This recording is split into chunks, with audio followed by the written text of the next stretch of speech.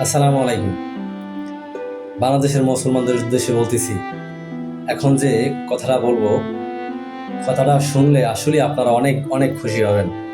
কারণ কি জানেন, আমাদের প্রিয় নবী হজরত মোহাম্মদ সাল্লাল্লাহু আলাইহি সাল্লামকে যে গালি দিছিল আসাদ নূর, এই আসাদ নূর এই আসাদ নূর এখন বর্তমানে মরণঘাতী ক্যান্সার আক্রান্ত।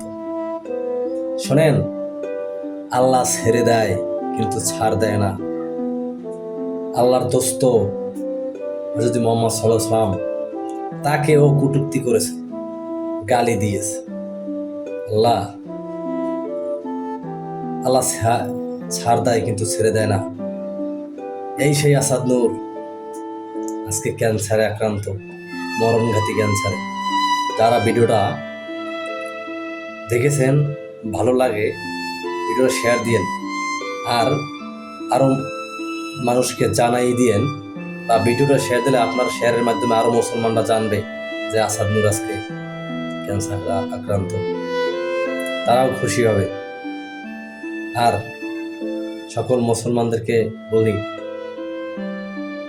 ভালো থাকেন, সুস্থ থাকেন, আল্লাহ হাফেজ।